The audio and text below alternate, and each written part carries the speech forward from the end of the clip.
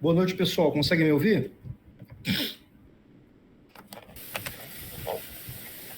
Professor, sim. Tá bem, então. Boa noite, professor, sim. Certo, vamos então... Positivo. Positivo e operante. Vamos já começar?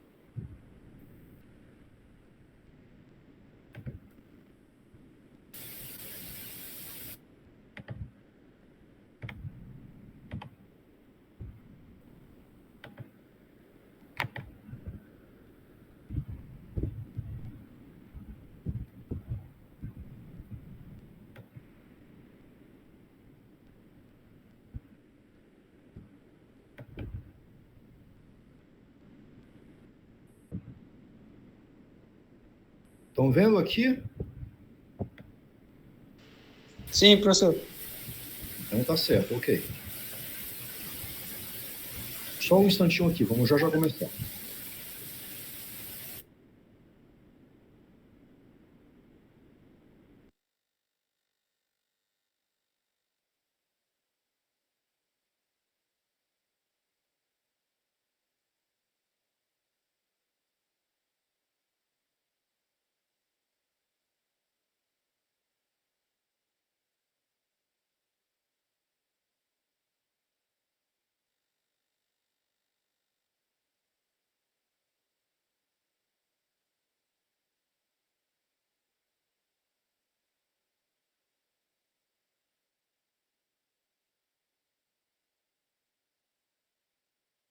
O senhor está mudo, professor.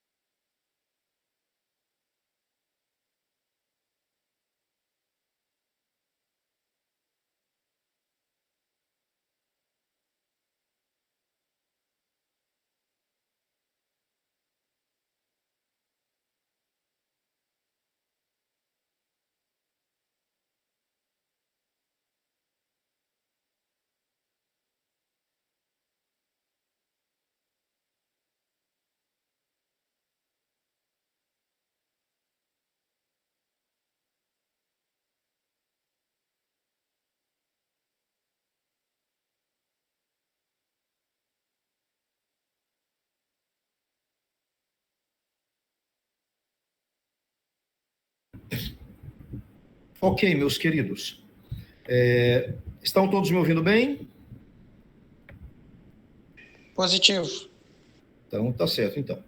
Vamos ver aqui. Ali, você pode ler para nós?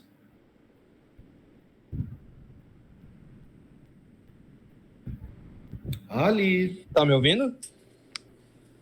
Estou. Ok. Tem alguém gravando?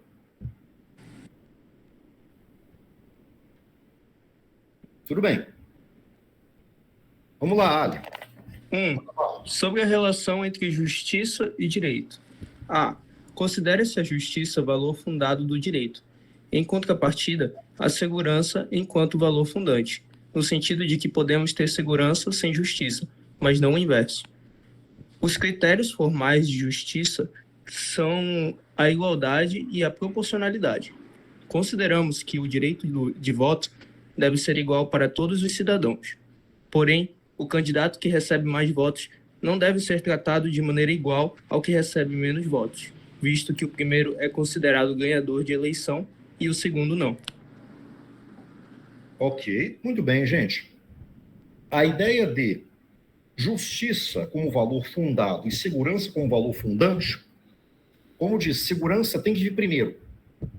ela está na base, ela funda, ela é a fundação. A justiça vem em seguida, certo? Ela tem que vir por cima, tá? A justiça não pode ser o fundamento tem que ser a segurança. E eu já expliquei para vocês.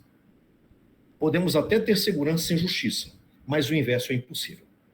Não podemos ter justiça sem ter segurança. Sem segurança, você nunca vai ter justiça. Prosseguindo.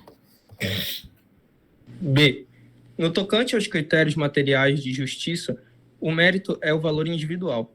A capacidade se refere ao que é realizado e a necessidade abarca as demandas fundamentais de cada um.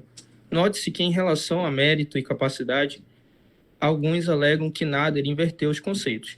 Então, por exemplo, a capacidade financeira de Morgan, o maior banqueiro dos Estados Unidos no século XIX, era bem maior que a de Belmont, diretor do Rothschild Bank. Porém, pode-se dizer que o mérito de Belmont era maior, pois começou a vida como faxineiro, enquanto Morgan era de família rica. Gente, os critérios de justiça materiais, né? Certo? A questão do mérito e da capacidade, tá bem? No caso, certo? Mérito como o valor individual, capacidade, aquilo que é realizado. A gente tem muito nessa discussão, a meritocracia, tá? Referente ao valor, mas como é que você pode falar em meritocracia se um veio de uma situação boa e outro veio de uma situação ruim, certo? Pode ser que o que veio de uma situação ruim seja mais capaz, tá? Então, essa discussão envolve um pouco isso, embora, como eu disse, o Nader ele inverte os conceitos. Mas, de um jeito ou de outro, é comum que sejamos julgados por aquilo que conseguimos entregar à sociedade e também pelo esforço que fizemos para entregar aquilo. Um órgão foi alguém que fez muita coisa, mas o esforço dele, muito provavelmente, foi menor que o do Belmont. Né? O Belmont começou como uma espécie de menino de recado, ali, que faz tudo, certo? Lá na agência bancária, certo? Limpava, servia o cafezinho, que nem estagiário, certo? Foi assim que a vida do Belmont começou, tá? Que nem estagiário. C. Ainda na seara dos critérios materiais, a necessidade se apresenta como o terceiro fator.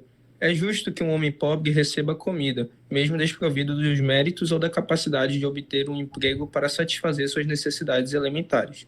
Sobre outro aspecto, Perelman estipula 6 critérios de justiça, a cada qual a mesma coisa, a cada qual segundo seus méritos, a cada qual segundo suas obras, a cada qual segundo suas necessidades, a cada qual segundo sua posição, a cada qual segundo o que a lei atribui. Eu acho interessante esses critérios do Perelman, que realmente, né? Se for o critério a cada qual a mesma coisa, todos recebem igual.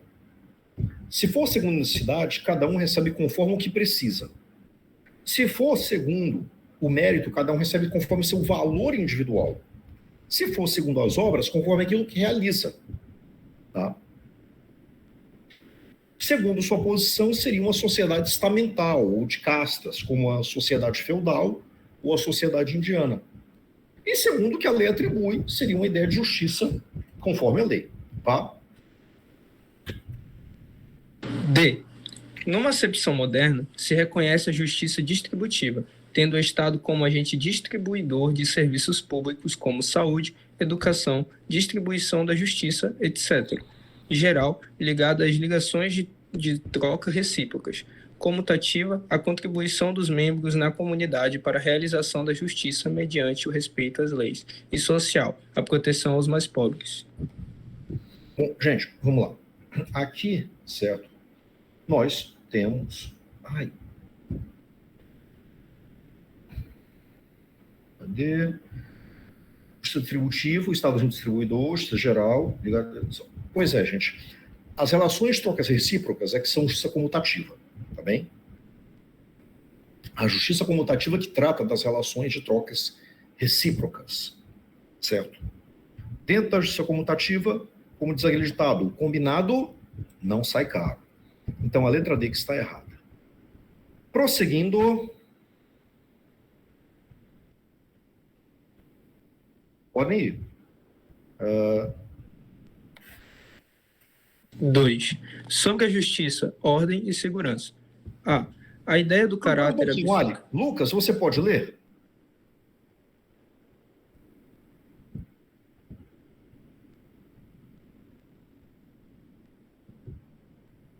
Infelizmente, não. Ana Carolina, você pode ler?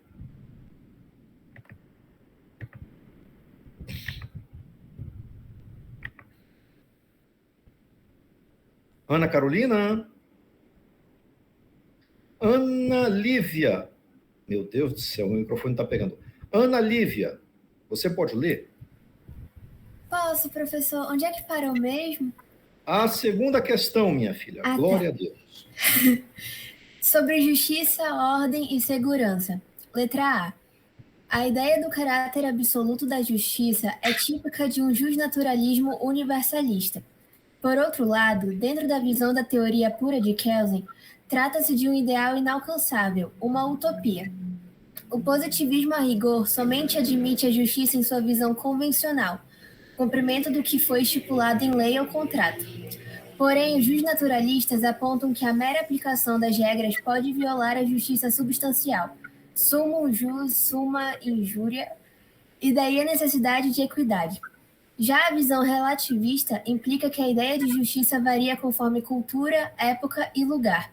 Por fim, o critério historicista aceita as variações morais, mas ao mesmo tempo consideram que a maioria da sociedade aceita um determinado padrão. Muito bem, gente. Vamos lá.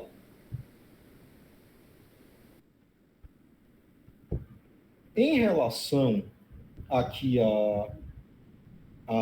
a esta situação, tá? O justnaturalismo universalista pensa no caráter absoluto da justiça. A teoria pura do Kelsen, altamente positivista, diz que isso é uma utopia. O positivismo admite a justiça na visão convencional, que está estipulado em lei ou no contrato. Certo?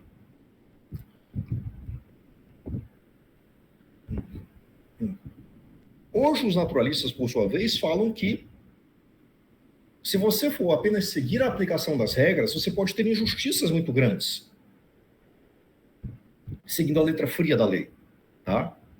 A equidade vem justamente para isso, para temperar a aplicação da lei com um padrão de justiça, eventualmente de justiça social. Certo? O relativismo é a ideia de que a ideia de justiça varia de cultura, época, lugar. E você tem o critério historicista, né? Que ele aceita variações morais, mas ele considera que a maioria da sociedade aceita um determinado padrão, certo?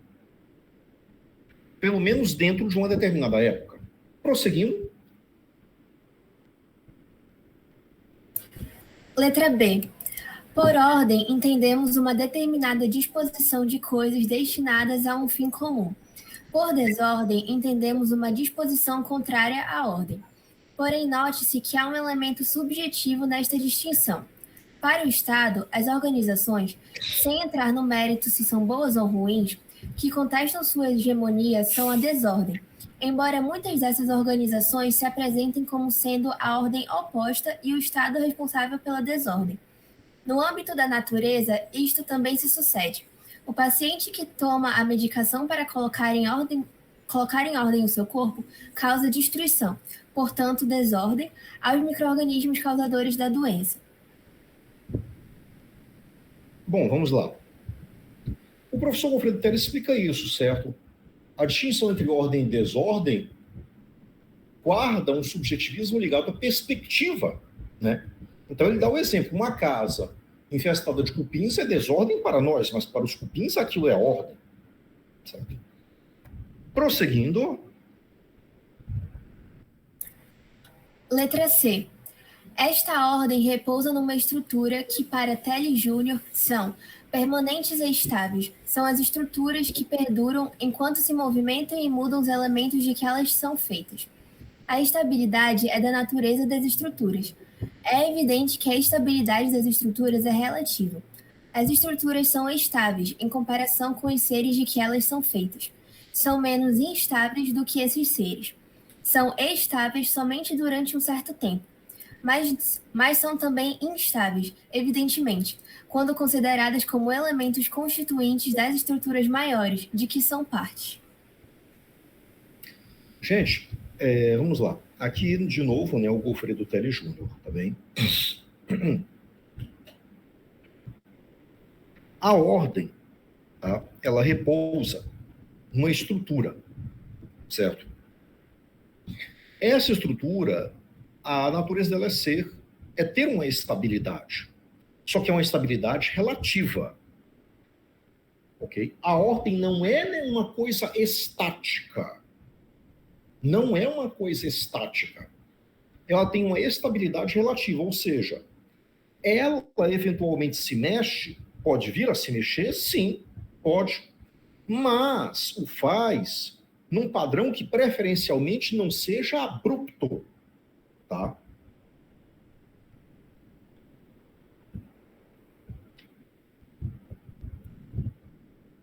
Agora, ele deixa bem claro, essa estabilidade é durante um certo tempo. A longo prazo, sempre há uma instabilidade no sentido de que, a longo prazo, a ordem muda, certo? A ordem que vemos não é a mesma de um século atrás, tá? Prosseguindo, por favor. Letra D. A ordem jurídica provém tanto do poder legislativo, no exercício de sua função colateral, e também aos demais poderes executivo e judiciário, no exercício de suas funções precípuas. Numa ordem jurídica, dentro do Estado de Direito Democrático, as normas emanam do povo ou de seus representantes eleitos, além de não poderem ser normas artificiais ou injustas, que agridam as legítimas aspirações da população. Note-se que, na visão de Radbruch, eventualmente podemos ter certas discrepâncias que devem ser... Isso. Eventualmente podemos ter certas discrepâncias que devem ser toleradas desde que não sejam odiosas, e neste caso se justificaria o ativismo judicial cujos abusos Teles Júnior adverte severamente. Letra E, NDA. Vejam só, gente. Essa ordem provém do poder legislativo, lógico, mas também dos demais poderes, tá? Num Estado de direito democrático, elas emanam do povo ou de seus representantes eleitos. Não podem ser normas artificiais ou normas injustas que agridam as aspirações da população. O Radbruch, todavia, diz, olha, eventualmente nós podemos ter discrepâncias. É impossível ter uma ordem jurídica 100% justa. Uma sociedade não consegue ser 100% justa. E ele diz que, por vezes, em nome da ordem, da estabilidade, nós talvez tenhamos que tolerar algumas injustiças. Exceto, lógico, se essas injustiças forem odiosas demais. Então, neste caso, aí seria cabível o ativismo judicial. Então, vamos supor que temos uma situação injusta, uma lei injusta, certo? Que permite o Estado multar pessoas que, deixa eu ver aqui, vamos pensar numa infração de trânsito muito banal,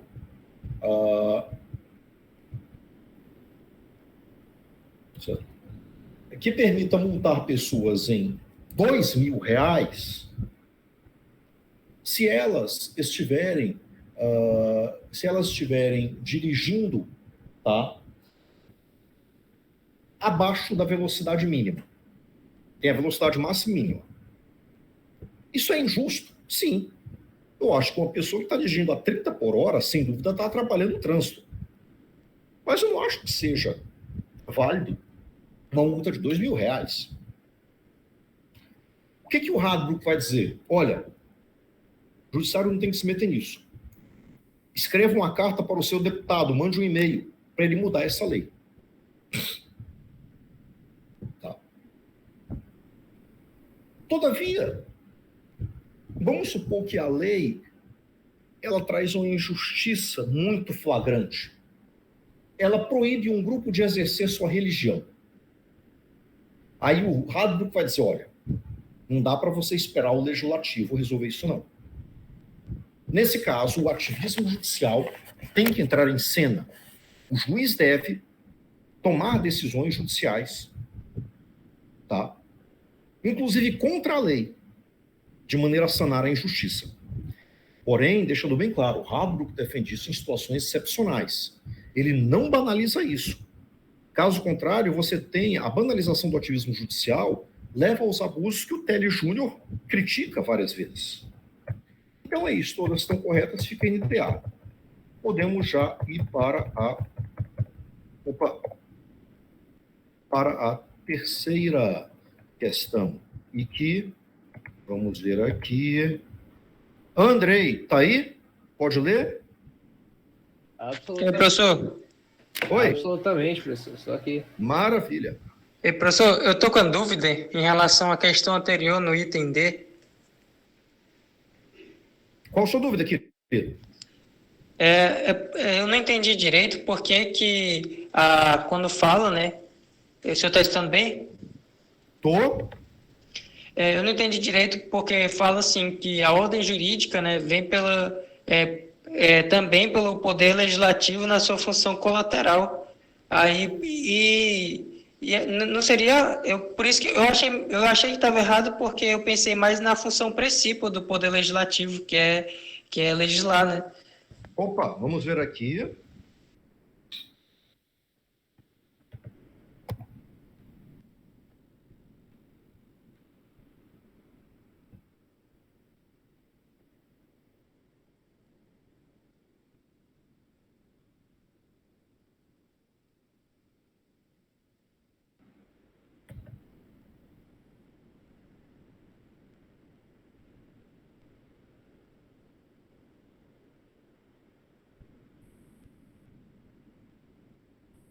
Alan, você tem razão.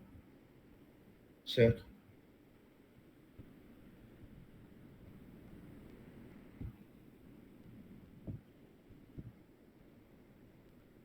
Você tem razão, aqui foi uma falha minha.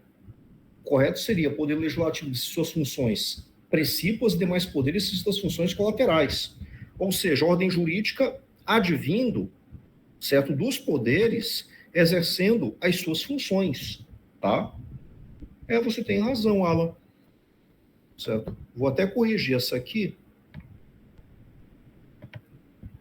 para quando eu for utilizar para outra...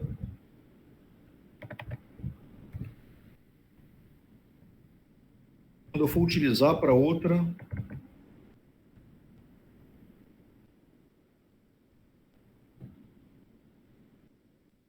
Ou mesmo não, peraí, eu posso até tirar isso aqui para ficar uma questão bem clara.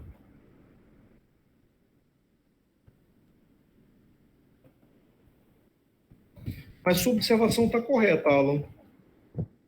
Realmente, essa questão aqui poderia ser considerada essa alternativa. Você tem razão. Tá? Entendi, professor. Obrigado. É porque eu estava em dúvida em relação a... Realmente, sua observação foi pertinente, viu? Sua observação foi pertinente.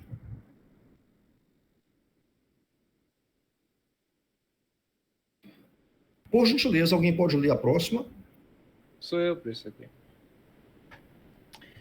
Sobre segurança jurídica. Letra A. Se a justiça é a finalidade distante, a segurança é a finalidade próxima do direito. Pelo fato de o homem não ser autossuficiente no plano material e espiritual, ele não se sente totalmente seguro. Necessita, ao mesmo tempo, da natureza, que lhe fornece meios de sobrevivência e comanda sua vida biológica, e do meio social, que é um ambiente propício ao seu desenvolvimento moral. O seu estado de permanente dependência proporciona-lhe a inquietude. A certeza das coisas e a garantia de produção são uma eterna procura do homem. A segurança é, portanto, uma aspiração comum aos homens. Muito bem. Certo. Vai comentar ou já posso para a próxima? Vou já comentar, sim. Tá? Bom, Justiça, finalidade distante, segurança, finalidade próxima do direito. Está ligado a segurança ser valor fundante, justiça, valor fundado. Certo? Bom, a segurança, ela começa pela própria segurança biológica, mas não é só isso. Há também uma segurança social.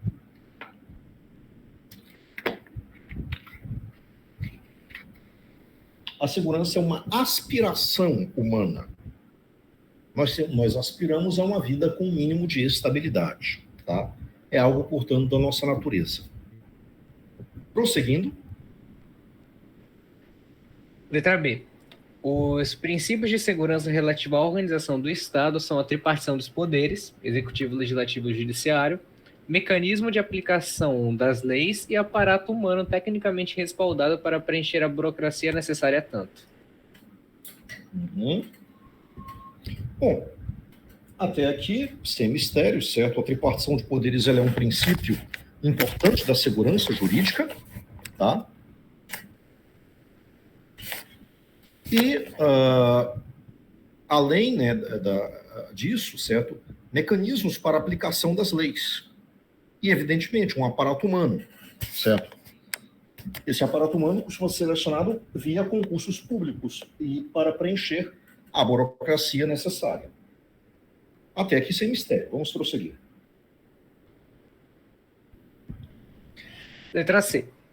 Os princípios de segurança relativa ao direito estabelecidos são a positividade do direito, sua devida previsão em norma jurídica, a segurança de orientação, leis claras, ainda que sob uma visão técnica, a irretroatividade do direito, salvo para situações excepcionais como a lei penal maléfica, e a estabilidade relativa do direito, sujeito a mudanças, pois ele não é estático, mas que não sejam recorrentes. O grande erro aqui, evidentemente, está onde? Resposta. A excepcionalidade é para a lei penal benéfica e não para a lei penal maléfica. Tá? Então, no restante, a assertiva está correta. Somente nesse ponto aí que realmente a assertiva não tem como prevalecer, não tem como prosperar. Os demais pontos, tudo bem. Tá? Positividade do direito, né, devido à previsão da norma jurídica, segurança de orientação, ou seja, leis claras, mesmo que seja sob visão técnica. A clareza não é a clareza sob a ótica linguística do homem comum. Não é a clareza do sermo vulgaris, tá? É a clareza sob o ponto de vista técnico, ok? A expressão sermo vulgaris, tá? Seria tecnicamente um latim vulgar, mas na verdade significa também as expressões que são não necessariamente chulas, mas aquelas expressões que são bem popularescas. Fulano é cínico, a gente fala, fulano é sonso. Certo?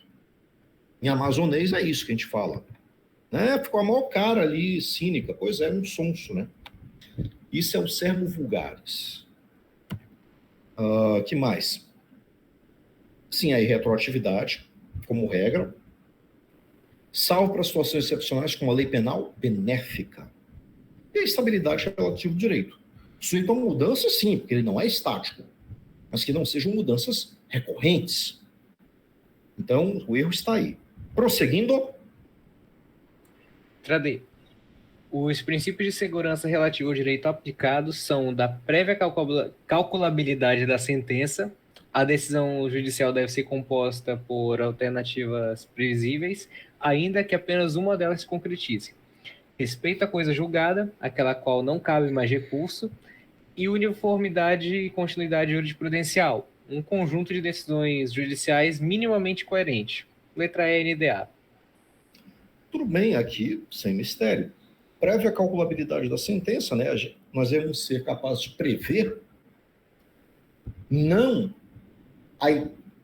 o conteúdo específico, mas as hipóteses de conteúdo da sentença. Olha, ou você vai pagar multa aqui, certo? Uma multa ou de 1.000 a 10 mil reais. Mas com certeza não vai ser multa de 100 mil reais. Você vai pegar aqui uma pena de 5 a 10 anos, mas com certeza não vai ser 20. Que mais? Respeito à coisa julgada, né? Que não cabe mais recurso. Uniformidade e continuidade jurisprudencial. Tá? Ou seja, decisões sejam uniformes, que não fiquem variando o tempo todo. E como é que o tribunal decide? Depende. Se cair na mão do juiz fulano, decide assim. Se cair na mão da juíza Beltrana, decide assado. Pelo amor de Deus. Né? E continuidade, né? Não dá para o juiz fulano, a juíza fulano, decidirem hoje de um jeito, amanhã decidirem de outro e depois de amanhã decidirem de outro.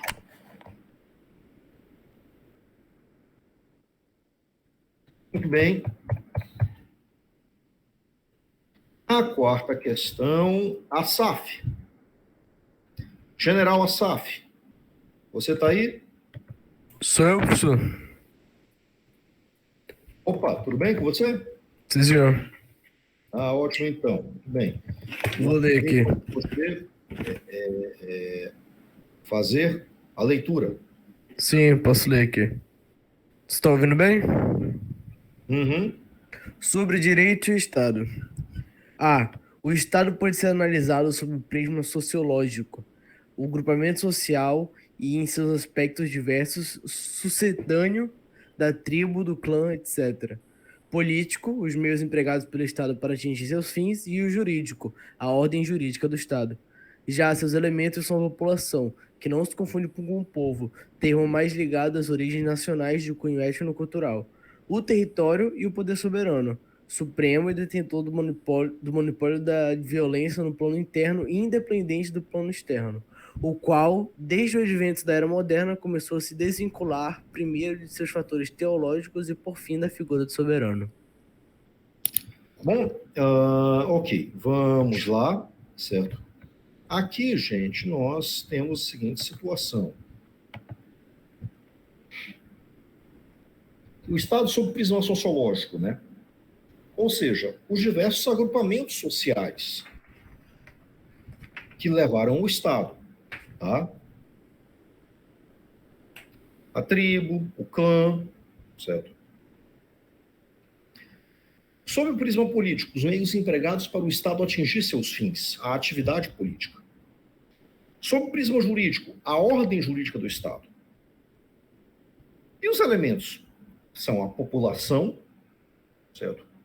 Um território e um poder soberano. A soberania, lembrando, sempre vista sob dois aspectos. Poder supremo no âmbito interno e poder independente do plano externo. Tá? Prossiga. B. Sobre as origens do Estado, temos a teocracia, Deus criou o Estado, a do contrato social, enquanto metáfora explicativa e não enquanto fato histórico, a patriarcal, o Estado tem sua origem nos primórdios da família, chefiada pelo membro mais velho do sexo masculino. A matriarcal, semelhante à anterior, porém colocando a matriarca como objeto de primazia no núcleo familiar. E a sociológica, que nega ter sido a família a origem primordial do Estado, cabendo este papel à tribo. Bom, então tudo bem. Onde está o erro aqui? Tá?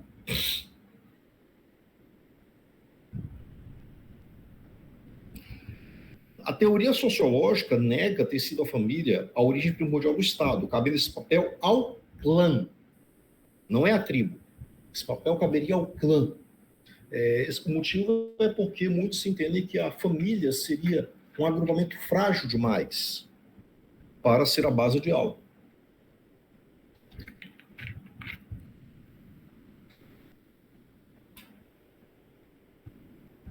Posso prosseguir? Sim, é só uma observação aqui. O restante a gente não tem muito o que comentar, né? A origem, teoria teocrática, né? Deus criou o Estado, o contrato social, uma metáfora explicativa, né? De que em algum momento nós teríamos abdicado de nossos poderes para delegar ao Estado o monopólio da força. A origem patriarcal, né? O Estado tem a sua origem nas estruturas patriarcais. A teoria matriarcal ficou muito na moda no século XIX, É isso. Vamos agora para a C.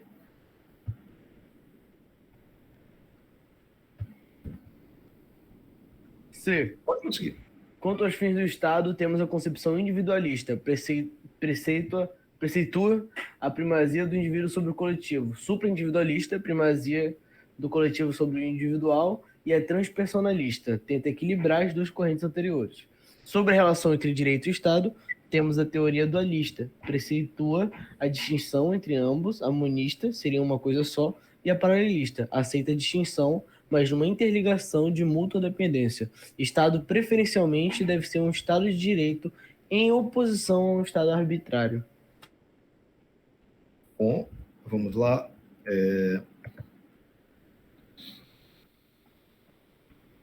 Essas três visões, certo? Você tem a individualista, muito ligada ao liberalismo, a superindividualista, muito ligada às ideologias coletivistas, como o socialismo, e a transpersonalista, que tenta equilibrar as duas coisas.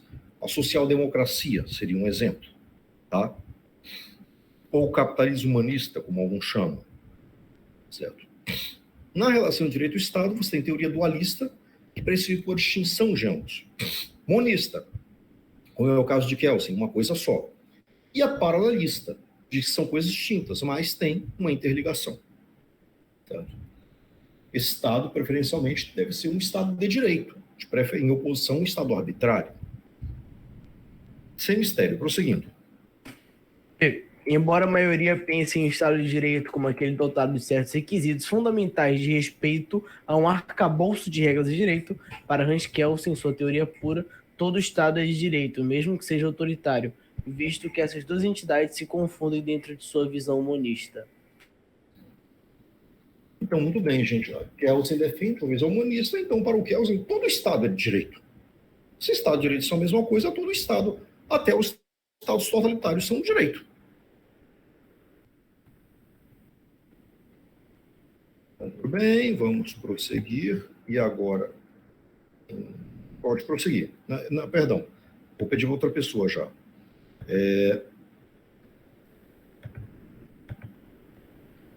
Gabriela, está aí?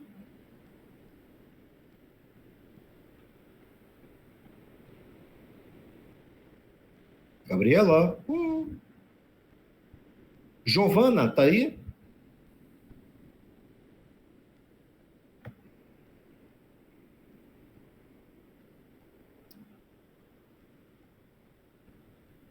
Gustavo, tá aí? Gente, o pessoal se conecta para quê?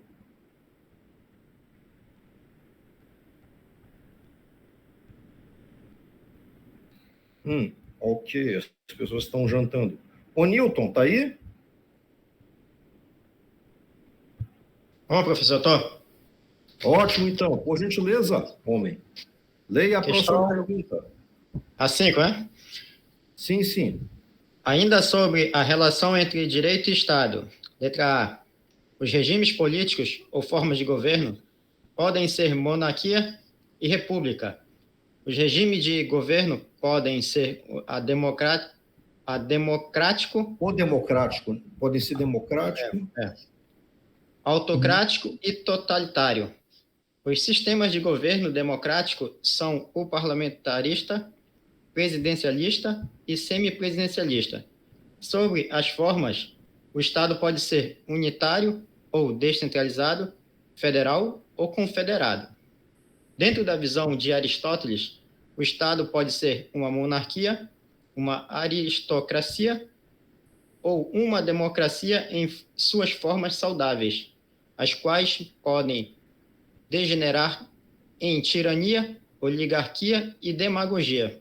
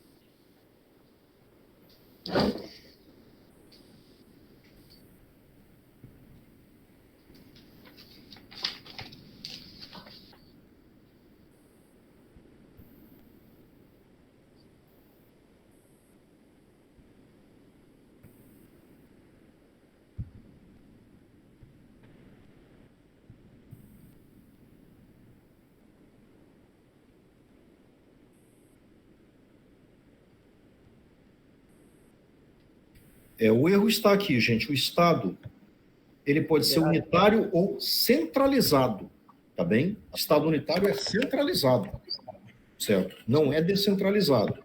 Esse é o erro, tá bem? O restante, tudo ok, certo? E vários desses são conceitos que eles aprenderam ainda no nível médio, certo? Então, não há necessidade de maiores delongas. O erro está apenas aqui. Estado pode ser unitário. Estado unitário não é um Estado descentralizado, é um Estado centralizado. Certo? Por favor, próximo. Letra B. As funções do Estado se tripartem em executiva, legislativa e judiciária. Sob o ponto de vista clássico, caberia ao Estado assegurar a ordem interna e a defesa externa. Para Telles Júnior, as funções do Estado se dividem em funções jurídicas e funções sociais. As funções jurídicas são 1. A elaboração, a aprovação, o sancionamento, a promulgação e a publicação das leis. 2. A defesa da ordem pública, a função da polícia e do Ministério Público. 3. A distribuição da justiça, a função judiciária. 4. A defesa da nação contra o inimigo externo. As funções sociais são garantir ou melhorar as condições de vida dos cidadãos e de possibilitar ou promover o processo civilizador e o avanço cultural da coletividade. Ótimo. Bom, aqui, gente, certo? As funções do Estado, né? Executivo, Judiciário, Legislativo, tá bem? E as funções podem ser jurídicas e sociais. As funções jurídicas são as tradicionais. A criação das leis, a defesa da ordem, a distribuição da justiça, certo? As Forças Armadas. As funções sociais, por sua vez, são aquisições relativamente recentes, ou seja, funções do Estado ligadas à distribuição, ligadas à justiça social, certo? Saúde, educação, moradia, etc.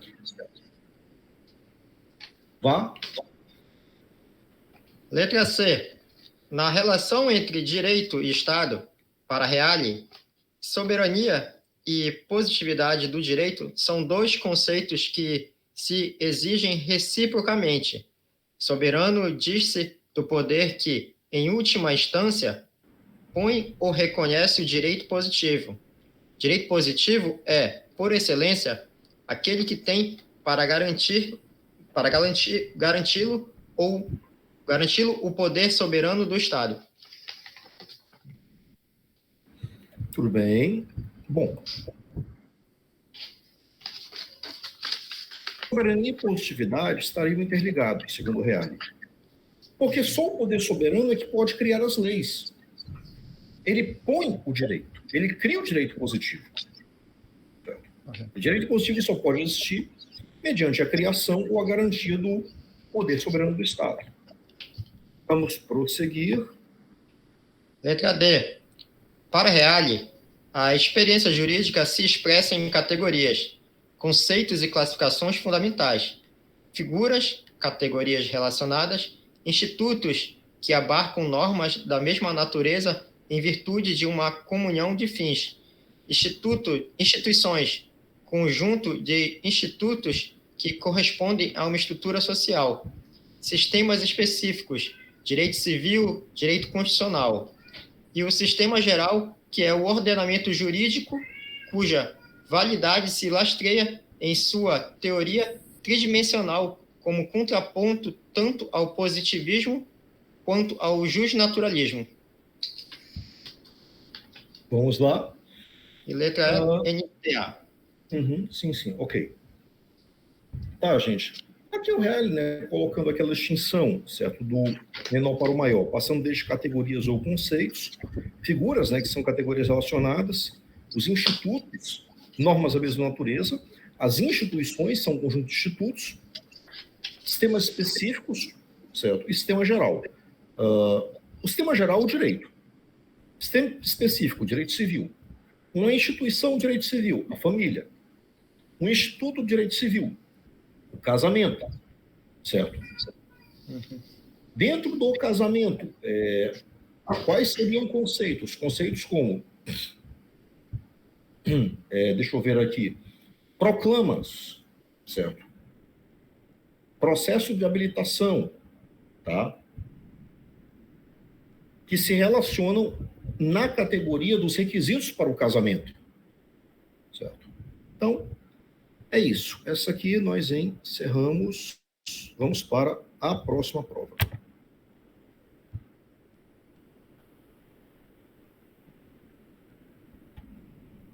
Ué, cadê?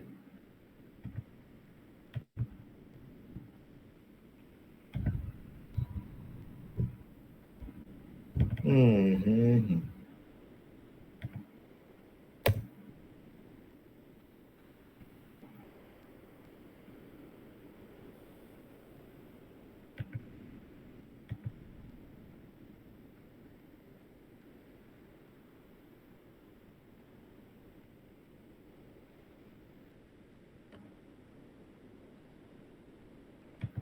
Prova de hermenêutica.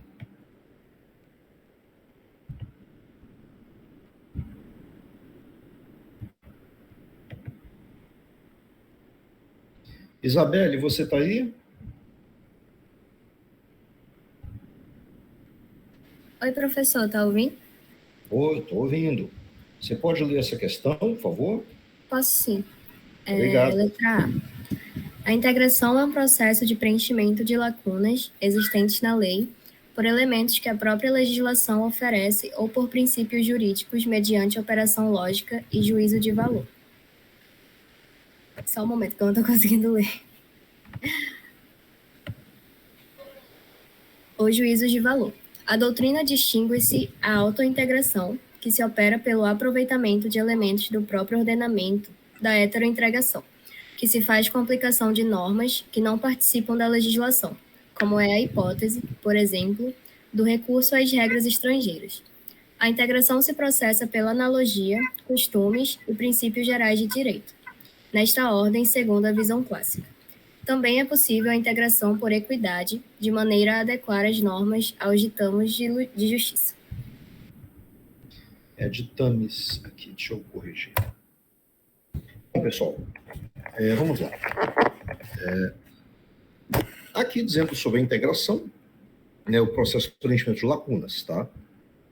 A autointegração, quando preenchemos lacunas com elementos da nossa ordem jurídica. Heterointegração, quando trazemos de fora.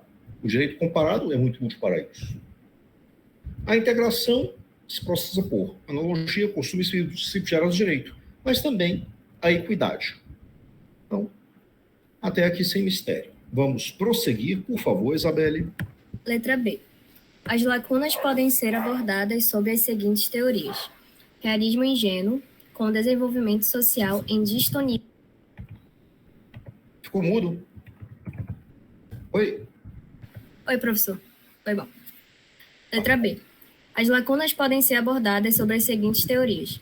Realismo ingênuo, o desenvolvimento social em distonia com a legislação, empirismo científico, como regra geral, tudo que não está permitido está proibido, e assim não haveria lacunas, ecletismo, as lacunas são da lei, mas não do ordenamento jurídico, pragmatismo, admite a existência de lacunas no ordenamento jurídico, daí a necessidade de se convencionar fórmulas para supri-las. E apriorismo filosófico. Não há lacunas no direito, porque se reconhecemos este como a totalidade do ordenamento, não há que se falar em vazios na totalidade. O pensamento majoritário na prática é o dogma da completude ou plenitude da ordem jurídica. Muito bem. Vamos aqui examinar isso com calma, né? As diversas teorias aqui, né, sobre as lacunas. O realismo ingênuo, ou seja, o desenvolvimento social gera as lacunas, porque as leis tendem a ser permanentes e a sociedade vai mudando. Então surgem situações que a lei não estava preparada, não previa. Você tem um empirismo científico. Tudo que não está permitido está proibido. É isso mesmo? Não, gente. É o inverso. Tudo que não está proibido está permitido. Esta é a regra geral, tá? Inclusive que norteia a liberdade do particular. O que não está proibido está permitido. Por este raciocínio não haveria lacunas. Por quê? Se a lei não fala sobre algo, e você é um particular, você está livre para fazê-lo, meu filho. Tá? Isso seria o empirismo científico, porém invertendo a maneira como está aqui. O ecletismo, né? As lacunas não são da lei. Perdão, são da lei, mas não do ordenamento jurídico. Certo? Um pragmatismo que admite a existência de lacunas, daí ser necessário mecanismos para supri-las. Um apriorismo filosófico, não há lacunas do direito. Certo? Você já parte desse princípio. O pensamento majoritário, gente, se liga à corrente eclética. O dogma da completude ou plenitude da ordem jurídica. A ordem jurídica é plena. As lacunas estão na lei, não no ordenamento. Prossiga, Isabel. Letra C. A analogia pode ser legal, o paradigma está dentro da legislação, ou jurídica. O paradigma está fora da legislação, mas dentro do ordenamento jurídico, como é o caso do uso dos princípios gerais de direito. No caso da analogia legal, deve-se tomar muito cuidado para não utilizá-la em situações que desfavoreçam gravemente o cidadão, como é o caso do direito penal e direito tributário. Então, muito bem, certa analogia pode ser legal, que é a analogia propriamente dita, né? Ou seja, você usa elementos da lei para suprir a lacuna. Ou jurídica, que você usa elementos fora da legislação, mas dentro do ordenamento jurídico. E lembrando, a analogia legal não pode ser utilizada para piorar a situação do réu ou do contribuinte. Tá? Prossiga. Letra D. Distingue-se a analogia da interpretação extensiva, visto que nesta situação é prevista em lei, mas de maneira linguisticamente insuficiente. Exemplo, a lei criminaliza a bigamia, mas nada fala sobre a poligamia. Porém, se amplia, daí a extensividade, a interpretação da norma para enquadrar quem se casa várias vezes ao mesmo tempo.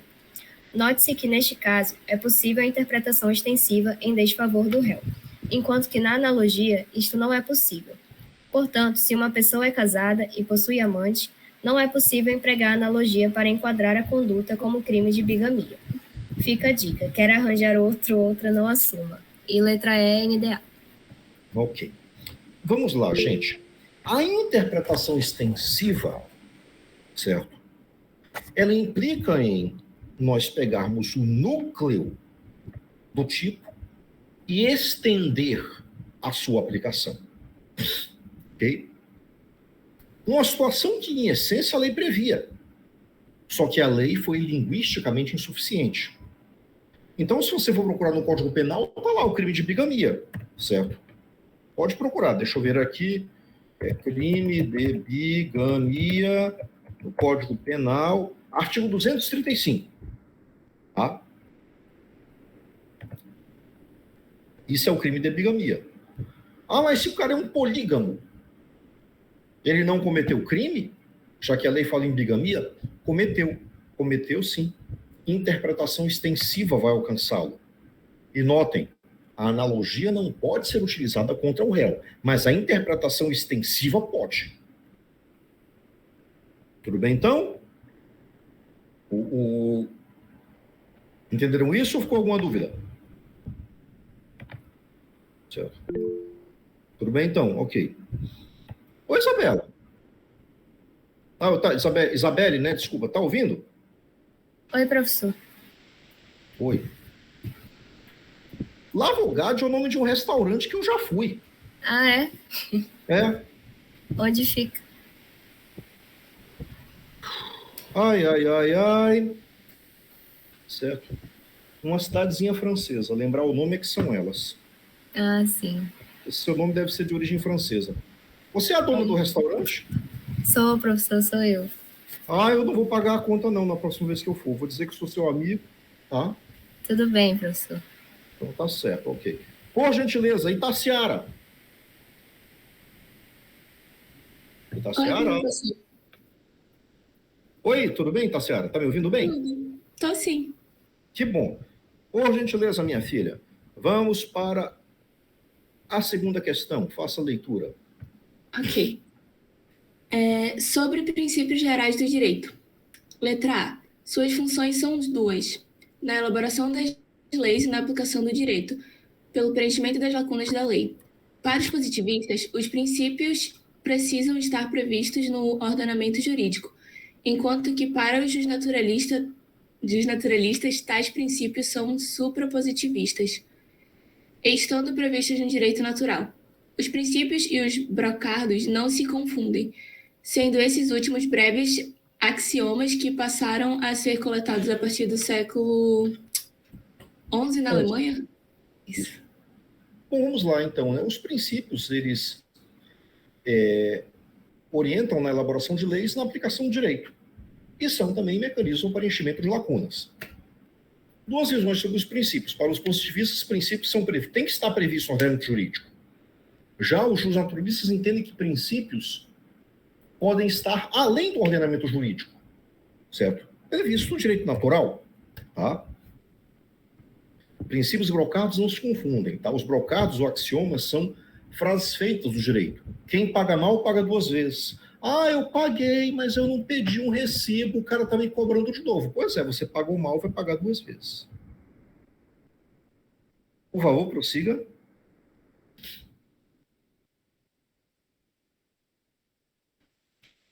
Letra B. Minha filha. Desculpa. Tá. Letra B. Segundo Carlos Maximiliano, os princípios devem ser buscados a partir dos princípios mais específicos do Instituto Jurídico até os princípios mais amplos do direito como um todo. Reale, assim, classifica os princípios omnivalentes quando são válidos para todas as formas de saber, como é o caso dos princípios de identidade e de razão suficiente. Plurivalentes quando aplicáveis a vários campos de conhecimento, como se dá com o princípio de causalidade essencial às ciências naturais, mas não extensiva a todos os campos do conhecimento. Monovalentes, que só valem no âmbito de determinada ciência, como é o caso dos princípios gerais de direito. Bom, ok. Aqui a visão, né, de dois pensadores sobre os princípios, o Carlos Maximiliano, que entende que se deve dar preferência ao princípio específico em detrimento do princípio mais geral, tá? E o Reale, né, falando dos princípios podem ser válidos a todos os ramos do conhecimento, válidos a um grupo de ramos do conhecimento e válidos para uma área específica. Então, aqui sem mistério. Prossiga.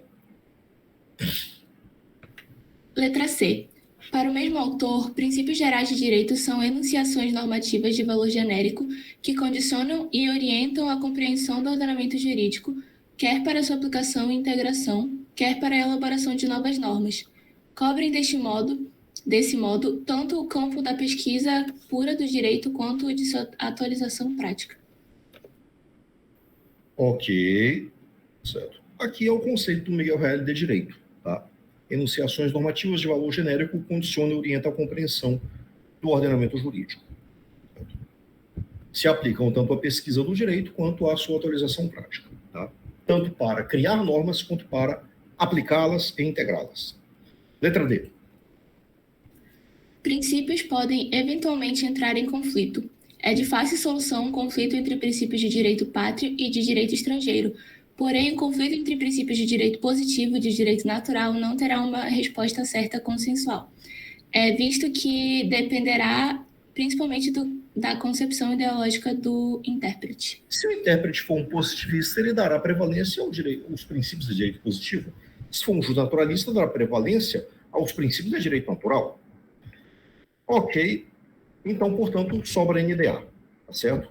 Vamos para a próxima pergunta.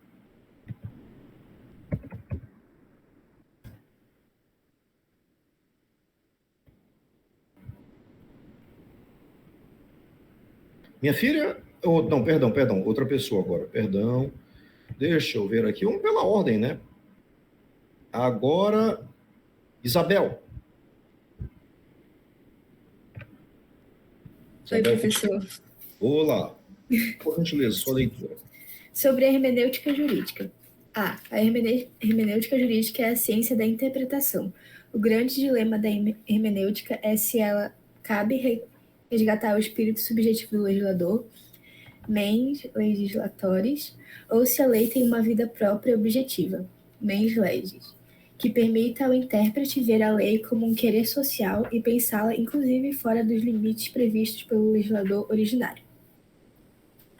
Nos primórdios do positivismo contemporâneo, o ideal era que a lei de clareza evidente que evitasse, em alguns casos até proibindo, quaisquer ambiguidades interpretativas. Daí o axioma in claris cessat interpretatio. Cessa. Lembrando, minha filha, não há oxítonas em latim. Bom, vamos lá, gente. A hermenêutica, né, é o seu grande dilema. O que ela deve buscar? O espírito subjetivo do legislador criou a lei, ou entender que a lei tem uma vida própria que se desvincula da vontade do legislador? Essa é uma discussão já bastante antiga. Nos primórdios do positivismo, certo? O ideal era que a lei tivesse uma clareza tal que a vontade do legislador ficasse evidente ali. Que você não precisasse interpretar nada ali, que já fosse suficientemente clara a lei. Em clara e cessa interpretácio. Claro, né, que isso acaba tendo aí uma contradição. Até para você dizer que algo é claro, você tem que interpretar, nem que seja de maneira estritamente gramatical. Prosseguindo. Nota-se que a interpretação da lei não se pauta apenas por regras técnicas, como está previsto no artigo 5º da LINDB, antiga LICC. Na aplicação da lei, o juiz atenderá aos fins sociais a que ela se dirige e às exigências do bem comum.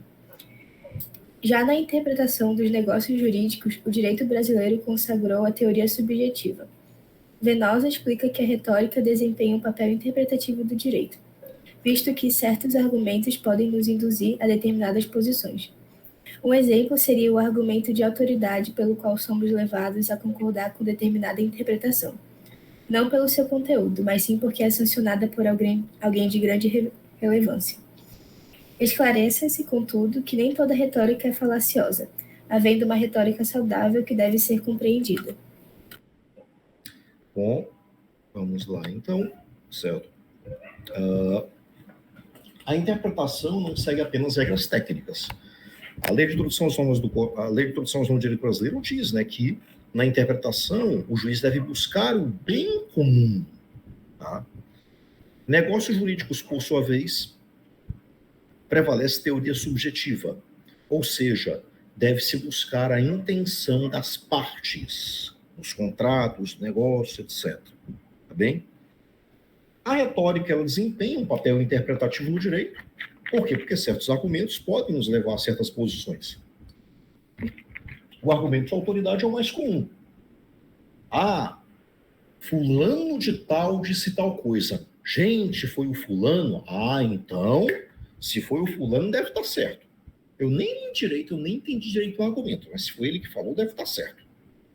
Não foi a professora fulana de tal. Se a professora fulana falou, então ela está certa. Não tem nem o que discutir. Isso é um argumento de autoridade. Certo? Que, por sinal, tem, ainda que seja importante no direito, ele é bastante criticado também. Bom, prosseguindo, por favor.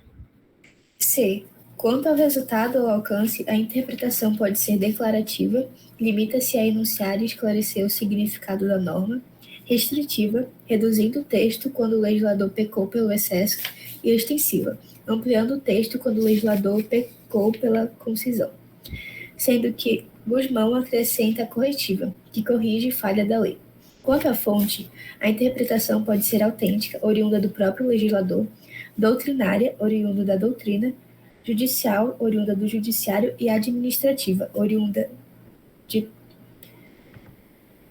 da administração pública. Ok, tudo bem. Bom, aqui, né, são as classificações da interpretação, tá? Quanto ao alcance, declarativa, ok? Restritiva e extensiva, embora o Gusmão acrescente também, né, a corretiva, tá? Quanto à fonte, autêntica, né, vem do próprio legislador, doutrinária, da doutrina, judicial, do judiciário, e administrativa, né, oriunda da administração pública. Embora alguns falem jurisprudencial, administrativa e judicial. Mas, enfim, prossiga.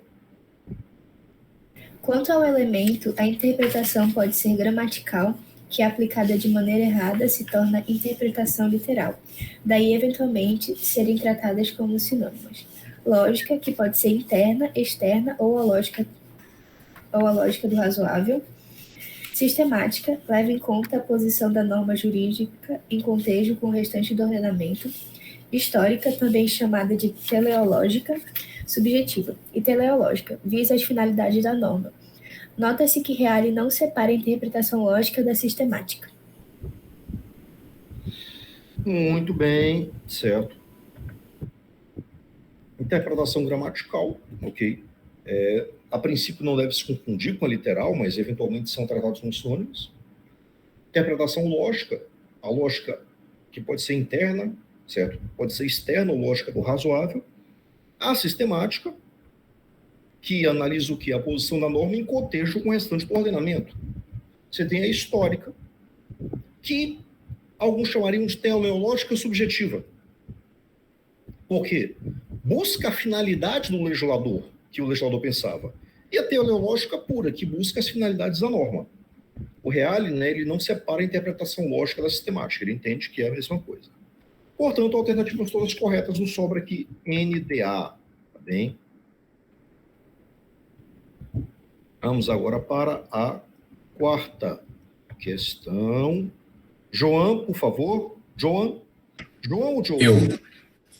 João. João, por gentileza, meu querido, faça a leitura. 4. Sobre os métodos interpretativos e suas respectivas escolas de pensamento hermenêutico. A. A escola da exegese surgiu na França no início do século XIX na esteira do movimento codicista e tratada de forte cunho positivista, evidentemente. Atualmente considerada ultrapassada, defendia a interpretação gramatical, em alguns casos até mesmo literal, e a busca da vontade do legislador, porém jamais invadido sua competência em razão do princípio da tripartição de poderes. Bom, a escola da exegese, certo, que surge no século XIX, fortemente positivista, entendia que o direito, a interpretação do direito tinha que partir da lei, tá? Defendia a interpretação gramatical, algumas vezes literal, defendia a busca da vontade do legislador, certo? Aí, em seguida, tem a alternativa B, por favor. B. A escola histórico-evolutiva surge da Alemanha em parte como reação ao positivismo francês. Seu método de análise compreendia a lei como produto de seu tempo, mas que se desvinculava em seguida da vontade original do legislador, que deveria ser atualizada em sua essência, daí a evolução. Também da Alemanha veio o movimento pandectista, que tentava equilibrar um certo respeito interpretativo à lei com uma interpretação atualizada da vontade do legislador servente em tempos modernos. Muito bem. Escola histórica evolutiva, certo? Surge na Alemanha, tá bem? Ela tenta compreender a evolução histórica do direito, tenta analisar a vontade do legislador, mas se desvincula dela, ou tenta pelo menos atualizá-la. É um raciocínio interessante. O que o legislador de 20 anos atrás faria agora? Certo? Enfim, fala também do movimento pandectista, que equilibrava um respeito interpretativo à lei, mas ao mesmo tempo, né, com essa interpretação atualizada da vontade do legislador. Prossiga. Letra C. O método da escola da livre investigação vai ampliar o escopo de pesquisa interpretativa. Desculpe, pronto. O método da escola da livre investigação vai ampliar o escopo de pesquisa interpretativa do direito em direção a postulados sociológicos e filosóficos.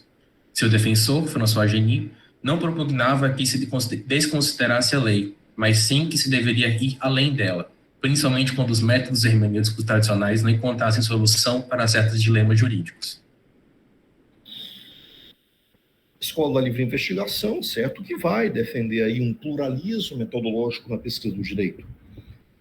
Não só uma pesquisa legal, mas também sociológica, filosófica, certo? Não só uma pesquisa dogmática, mas também uma pesquisa zetética. Prossiga. D. A corrente do direito livre, chamado no Brasil de direito alternativo, que defende o arbítrio do juiz para fazer justiça mesmo contra a lei. Portanto, ela não deve ser confundida ou se confundir de maneira alguma com a livre investigação. É criticada por ser uma corrente de pensamento que atribui ao juiz um poderio que pode ser tirânico. Pode se tornar tirânico. Bom, gente, a escola do direito livre, no direito alternativo no Brasil, basicamente defende que o juiz faça a justiça, se possível, com a lei, ou, se for o caso, contra a lei. E aí, realmente, você tem o ativismo judicial levado às piores consequências, tá? Prosseguindo, próximo.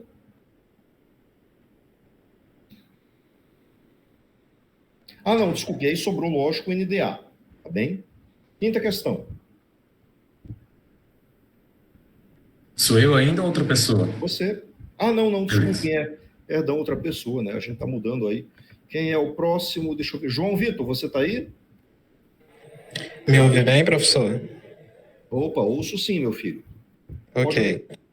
Sobre conflitos entre normas. Letra A. As antinomias podem ser aparentes. Seus conteúdos podem ser contraditórios, mas elas não estão no mesmo âmbito, ou reais, sendo que neste último caso precisam ser solucionadas mediante critérios que determinem qual a norma aplicável. Ok. Bom, vamos aqui analisar a questão direitinho, tá certo?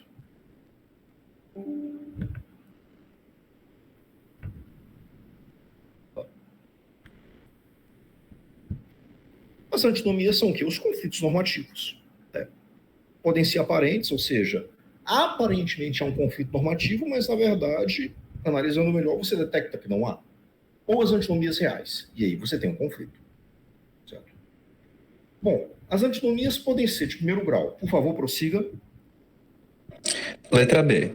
No tocante às antinomias reais de primeiro grau, os critérios são o da hierarquia, conteúdo e cronologia. Pelo primeiro, a lei superior afasta a inferior. Pelo segundo, a lei especial afasta a lei geral. Pelo terceiro, a lei mais recente afasta a lei mais antiga.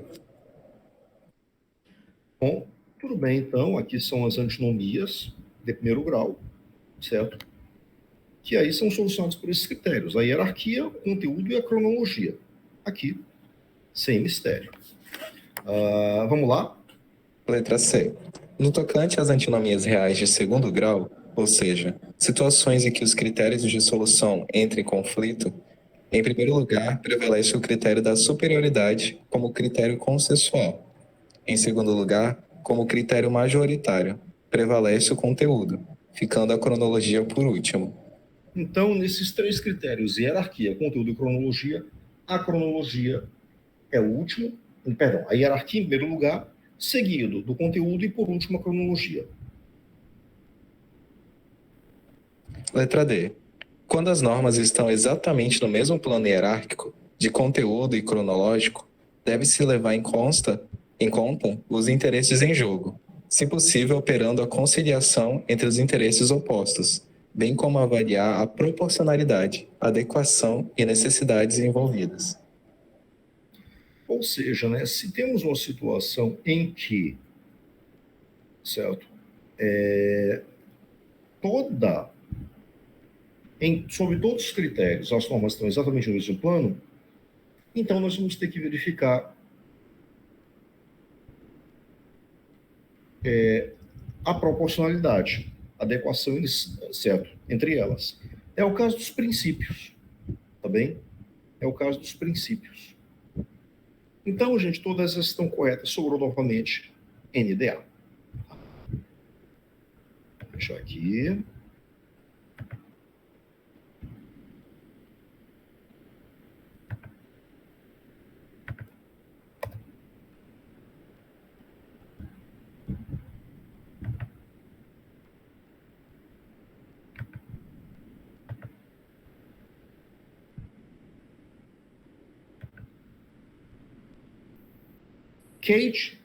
Keitiane, você está aí?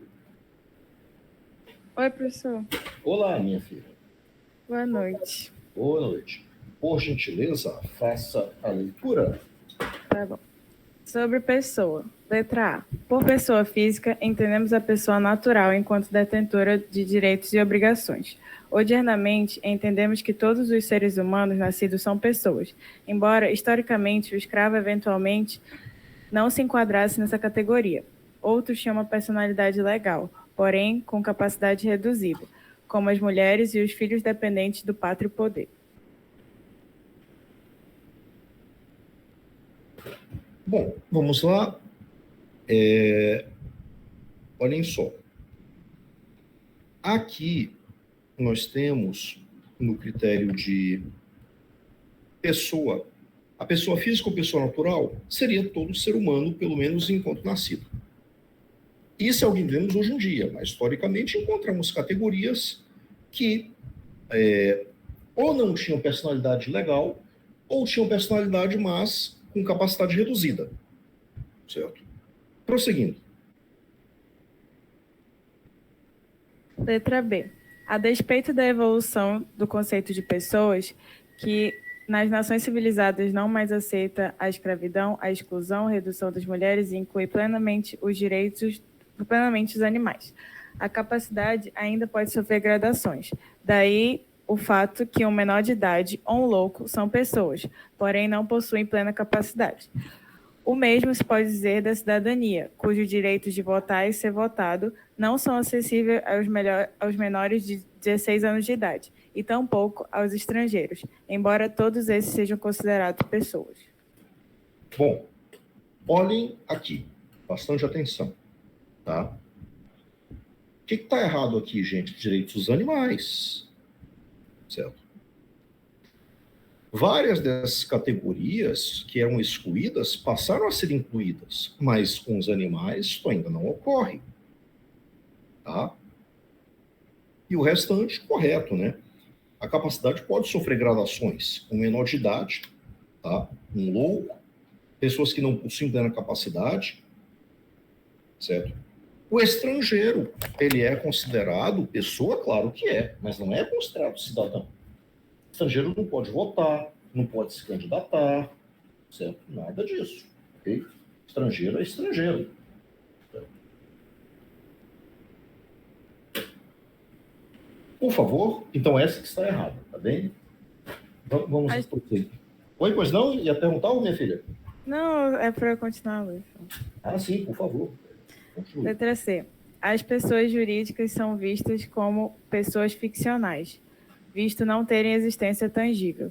Todavia, há defensores de sua existência real pela teoria organicista, que prevê que a combinação da vontade de várias pessoas físicas cria uma entidade à parte. Já os institucionalistas enxergam uma existência finalística da pessoa jurídica. Por fim, a teoria de que a pessoa jurídica seria, na verdade, um feixe de direitos sem sujeitos, porém, se trata de algo que a doutrina, em regra, repudia.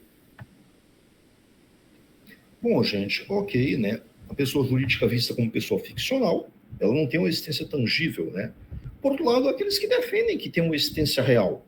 Nem tudo que é real é tangível.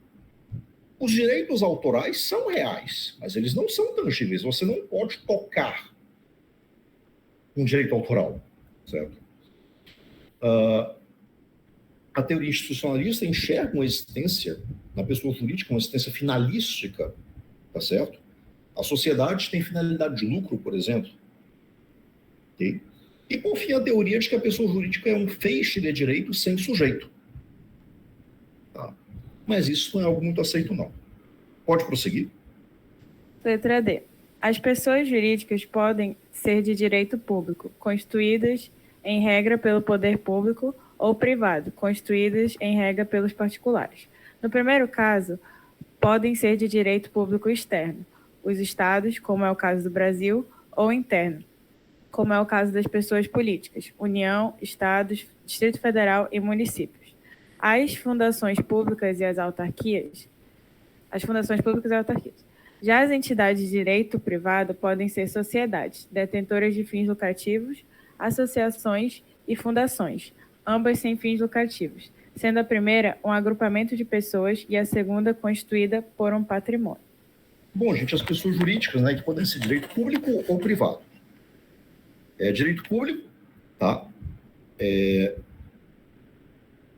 Podem ser externo, estados, tá bem? Mas notem, estados não são o único exemplo. Organizações internacionais também, tá? ONU, FMI, Organização Mundial de Saúde, certo? E do direito público interno, as pessoas políticas, né? União, Estados, Federal, municípios, as fundações públicas, as autarquias, tá? E as entidades de direito privado, que são o quê? Sociedades que têm finalidade lucrativa, as associações e agrupamentos de pessoas para finalidades que podem ser sociais ou de interesse comum, e as fundações, um patrimônio afetado a uma finalidade social. E as empresas estatais? Empresas estatais são sociedades e são pessoas jurídicas de direito privado, tá bem? Mesmo que integrem a administração. Vamos para a questão número 2.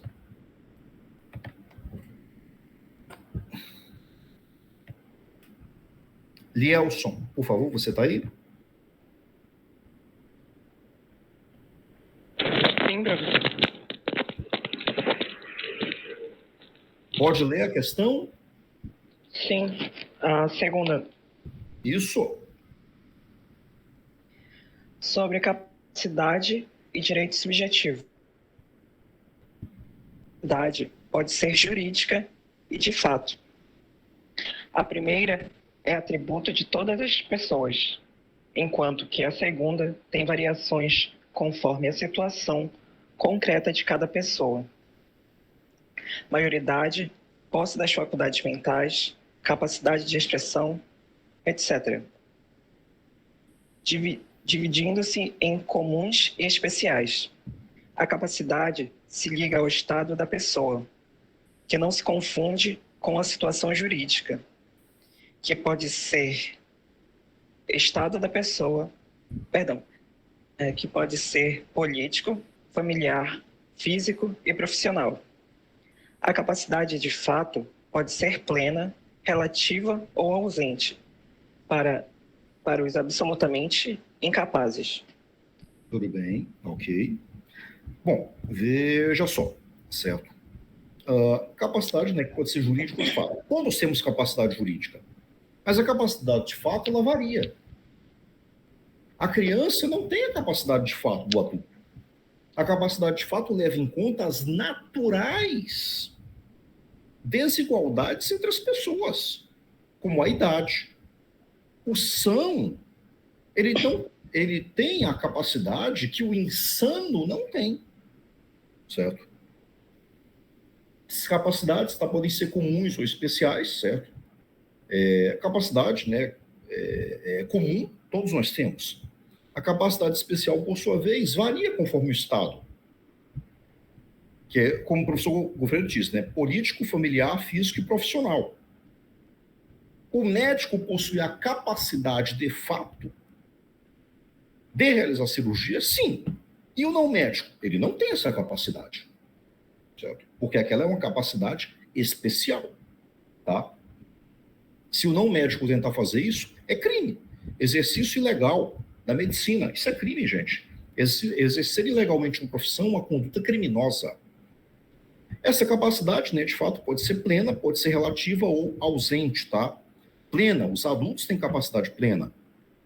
Aos 16 anos, você tem capacidade relativa, certo? Capacidade relativa, tá? Aos 18, você assume a capacidade plena. E você pode ser absolutamente incapaz. Um bebê é absolutamente incapaz. Pode prosseguir, por favor? Letra B. Pela doutrina tradicional, enquanto o direito objetivo era chamado por norma agens, designando o conjunto de preceitos que organiza a sociedade, o subjetivo foi conceituado como facultas agens. Ou seja, como faculdade de agir, garantida pelas regras jurídicas. O direito subjetivo apresenta-se sempre em relação jurídica, apesar de relacionar-se com o direito objetivo. Ele se opõe correlativamente e é ao dever jurídico. que pode ser contratual ou extracontratual, positivo ou negativo, transitório ou permanente. Um não existe sem o outro. O sujeito ativo da relação é o portador de direito subjetivo, enquanto o sujeito passivo é o titular de dever jurídico. Bom, ok, vamos lá. Certo? O direito objetivo, né, chamado de norma agente, tá? E o subjetivo chamado de facultas agente, certo? O direito subjetivo se apresenta numa relação jurídica. Então, numa relação jurídica de venda, alguém tem o direito subjetivo de receber o dinheiro e outro tem o direito subjetivo de receber a coisa comprada. Tá? Bom, o direito, certo?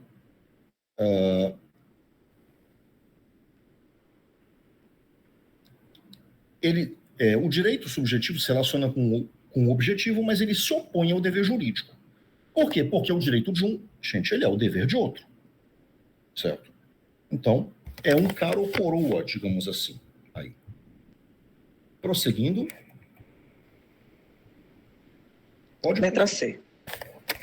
O direito subjetivo pode ser explicado pela teoria da vontade, resulta dos desejos de cada um. Do interesse, resulta daquilo que é útil a cada um. E da eclética, conciliação das duas anteriores. Pela teoria da função social, o direito subjetivo serve ao interesse social da coletividade mediante garantia em lei, ou simplesmente pela teoria positivista de Kelsen, para quem o direito subjetivo é apenas uma faceta do direito objetivo, no que o pensamento de Telles Júnior se aproxima. Gente, as duas teorias principais sobre o direito subjetivo, a teoria da vontade e a teoria do interesse.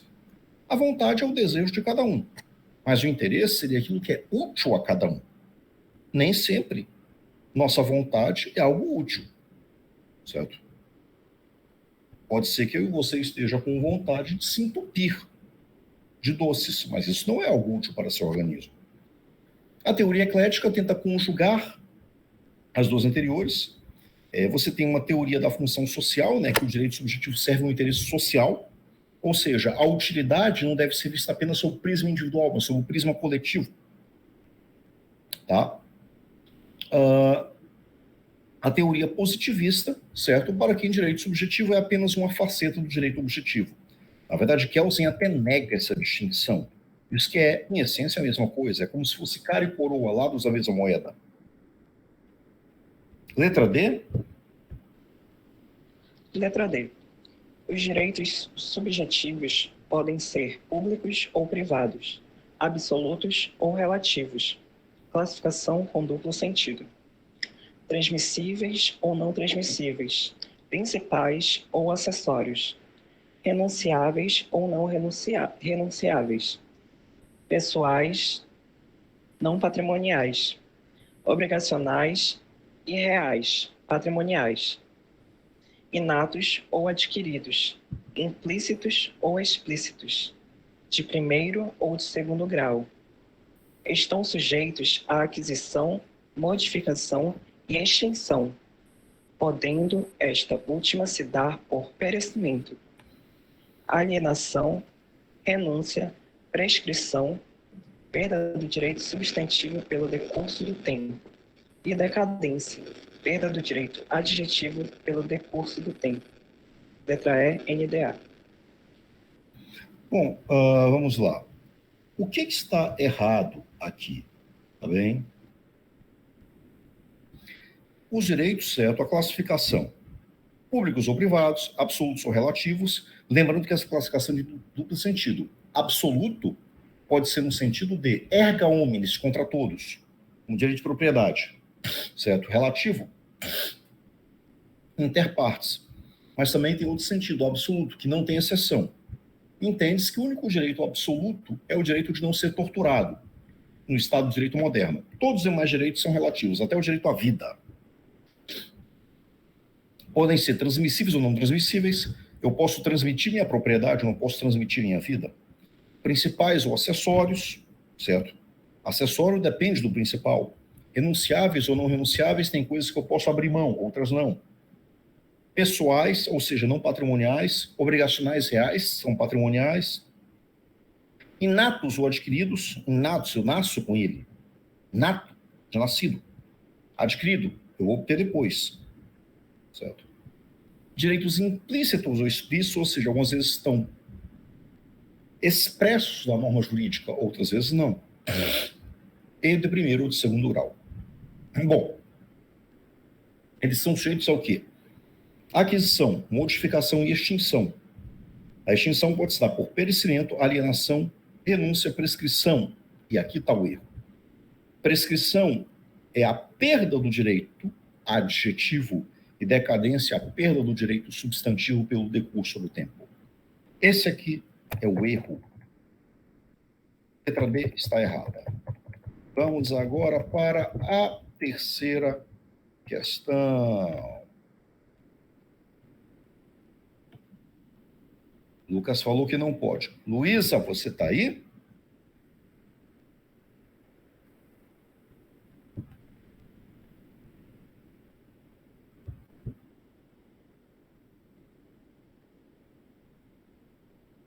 Luísa?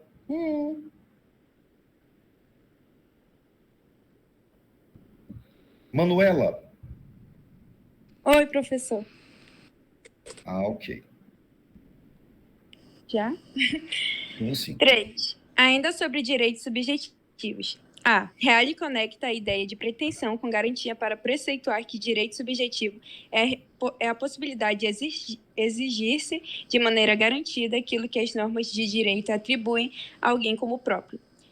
Quanto às situações subjetivas, podemos elencar o interesse legítimo, diferenciado do interesse por mero capricho.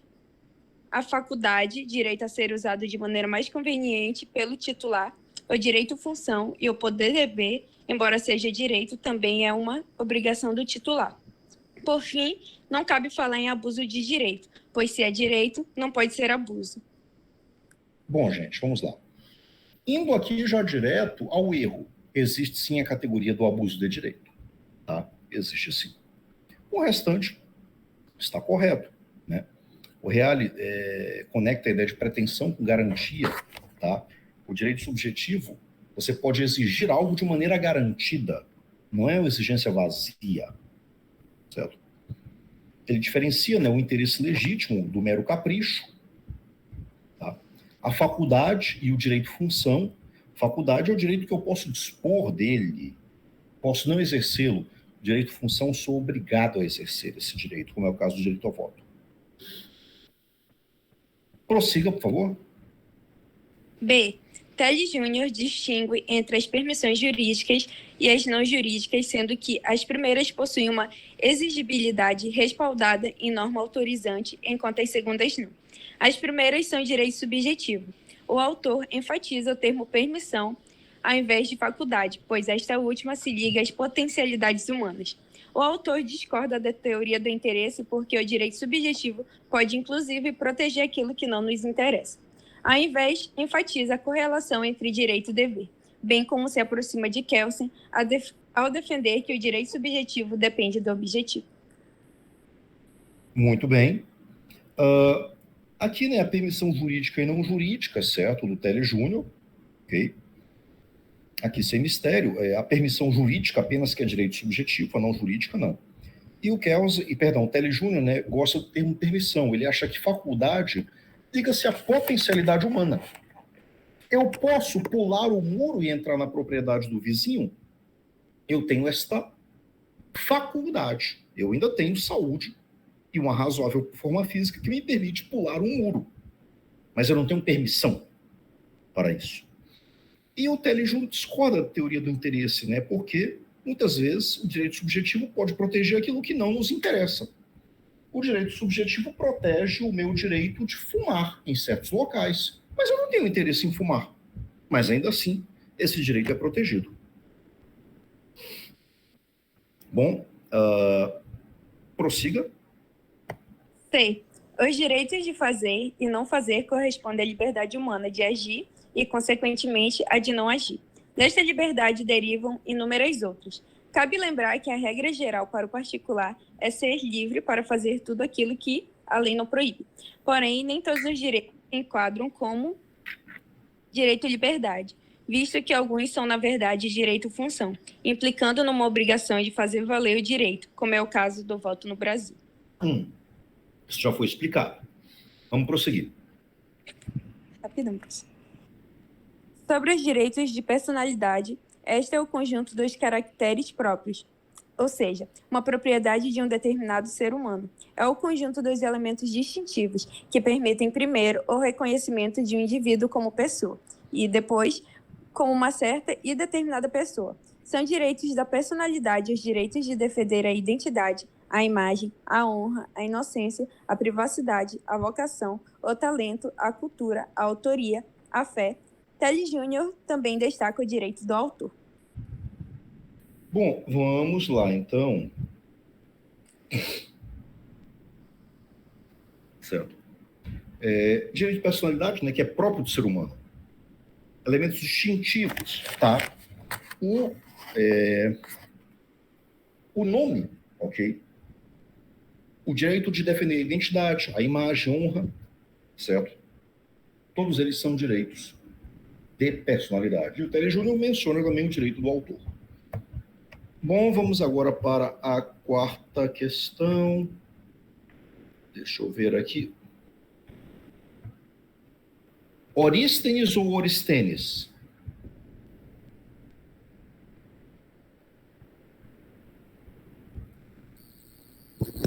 Oristênes.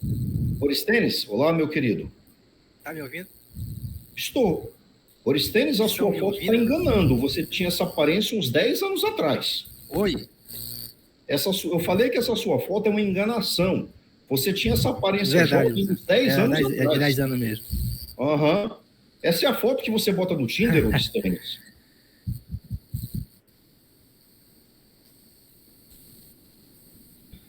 Pode fazer a leitura, meu querido? É verdade, doutor. Sim, senhor. É a Por quarta, né? gentileza. Isso. Ainda sobre direitos pessoais e modalidade de direitos subjetivos. Letra A. Os direitos pessoais subdividem-se em direitos de credor e direito de proteção. A primeira categoria consiste em exigir o ato, prestação ou abstenção de outrem. São exemplos desse direito os direitos de exigir o pagamento do devedor e o de exigir a quitação do pago, de exigir, nos casos da lei, reparação do prédio vizinho, de exigir passagem, alimentos, repouso semanal remunerado, silêncio. Bom, tá, tudo bem? Vamos lá, direitos de credor e direitos de proteção. Direito do credor é o quê? Você exigir algo que lhe cabe. Alguém lhe deve dinheiro. Então você exige o pagamento. Certo? Você exige algo de alguém. E o direito de proteção? Prossiga. Letra B. Os direitos de proteção são os direitos subjetivos de defender o uso de direitos. Subjetivo.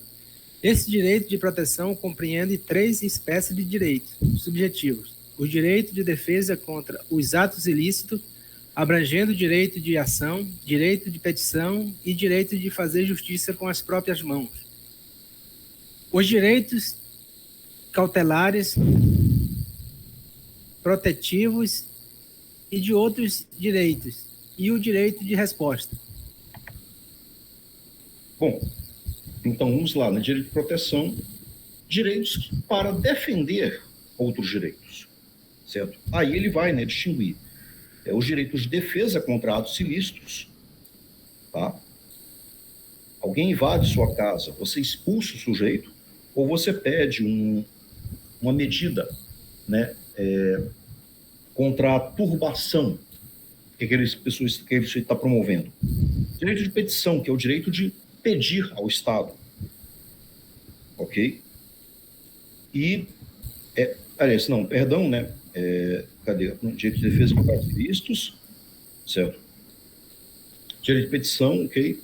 Direitos cautelares que protegem outros direitos e o direito de resposta. O direito de fazer valer sua versão dos fatos. Vá. Letra C. O direito subjetivo aparente pode ser inexistente, mas tratado pela lei como existente, bem como existente, mas utilizado por quem não é titular.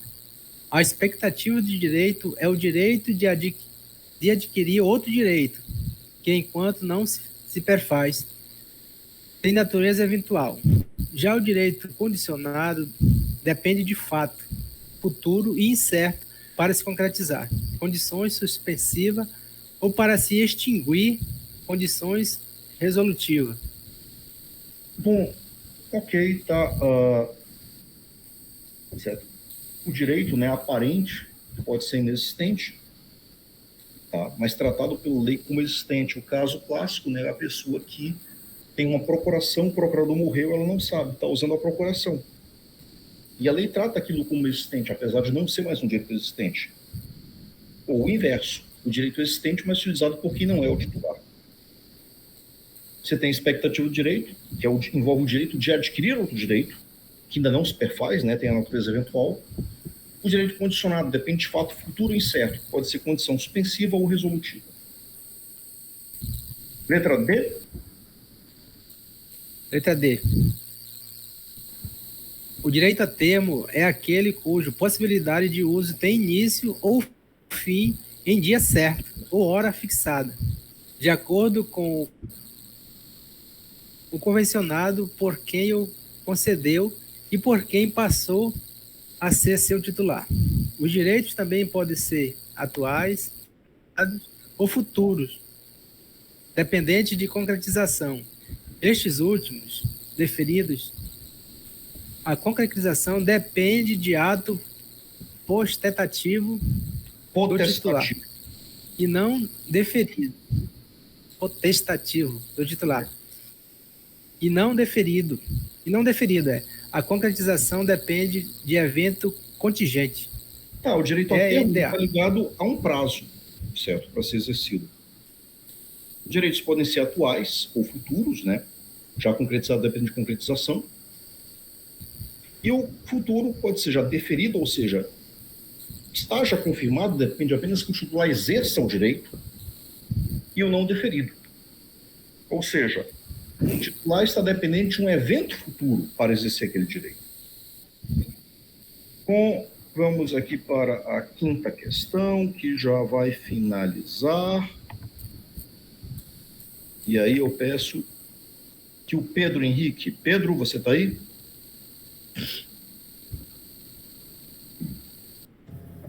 Professor, qual dos Pedros?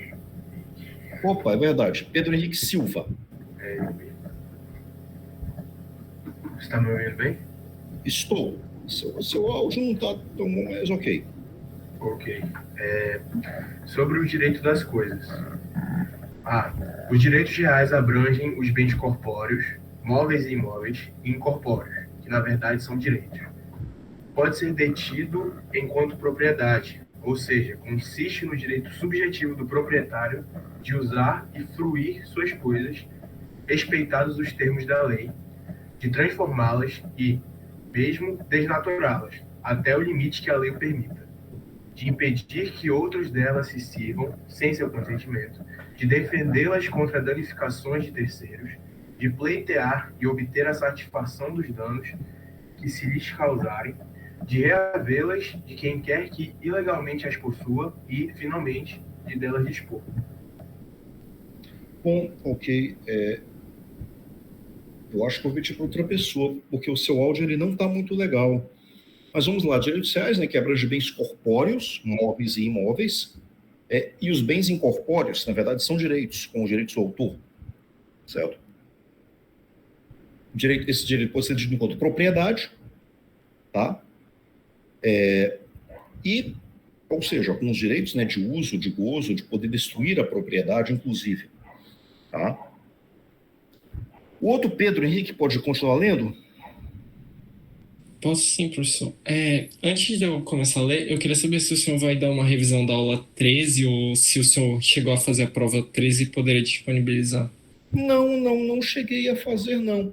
Agora, há algo que eu vou querer comentar sobre a aula 13, um ponto importante.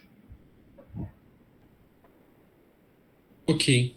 Tá. Letra B. A coisa sem dono é chamada de res nullius e a com dono res aliculius. A propriedade pode gerar frutos e produtos, sendo a distinção que os primeiros consomem o bem e os segundos não. Os frutos podem ser naturais, derivados da ação da natureza, industriais, derivados da ação manufatureira do homem, e civis, derivados de obrigações jurídicas. Ok. Bom, aqui sem muito mistério, né? Aquela distinção, só que a distinção aqui, ele inverte, certo? O produto que consome a coisa, o fruto não. A mina de ouro, o que você tira do ouro dali é produto, porque quanto mais você tira, mais ela vai esvaziando. Já os frutos, a plantação de uma fazenda é fruto mesmo, não é produto. Porque quando você tira, a fazenda não vai sendo esvaziada. Ano que vem vai dar uma nova safra. Ela vai crescer, vai nascer, enfim, tá? Então, é aí que a alternativa B está errada, tá bem? De resto, os frutos podem ser, sim, naturais, industriais ou civis. Tá. Letra C. Dentre os direitos reais sobre coisa alheia, se destaca a posse que autoriza o possuidor a usar e gozar, porém não dispor do bem, visto que não é seu proprietário. O caso do locatário é o exemplo mais comum, visto que ele pode morar no bem e utilizá-lo como vier, porém respeitando sua integridade. Porém não pode vendê-lo, visto que não é proprietário, o locador que é. Ok, certo. Aí a posse, certo, que a pessoa detém, mas com limitações à propriedade, como é o caso do locatário. Ele pode morar lá, certo, mas ele não pode vender. Aquilo não é dele. Prossiga. Letra D. Os bens alheios dados em garantia existem como regra por conta de uma dívida cujo pagamento precisa ser assegurado. Uma vez não havendo o pagamento, o bem poderá ser vendido e seu produto usado para pagar a dívida. Também é possível que o bem seja dado em pagamento diretamente, sem necessidade de venda. Ok, gente, bens alheios dados em garantia. Me empresta um dinheiro? Empresto. Mas você tem que dar o seu telefone em garantia, seu celular. Se você não pagar, eu fico com ele. Isso é um bem alheio dado em garantia. Gente, o ponto que eu queria comentar com vocês a respeito, tá, da última aula é o seguinte. Lembram que ato ilícito integra a categoria de ato jurídico? Lembram disso? Ato jurídico pode ser lícito ou ilícito. Lembram? Simples. Olhem só, isso gera às vezes uma confusão, principalmente porque no direito penal usa-se o termo ato antijurídico para os crimes. Certo? Mas, gente, para a teoria geral do direito, o termo antijurídico é impróprio. Mesmo os atos ilícitos, eles são jurídicos, porque eles estão previstos na lei, na ordem jurídica. O homicídio não é um crime previsto no Código Penal? Ele não está previsto na ordem jurídica? Está, como crime, mas está. Por isso, gente, que para a teoria geral do direito é incorreto falar que atos ilícitos são antijurídicos. Não. Atos ilícitos são atos jurídicos, de uma maneira negativa, mas são. Certo? Então, isso é uma observação importante, tá? Que vocês passem para os colegas, porque essa observação será fundamental para solucionar uma das questões da prova. Bom, é isso.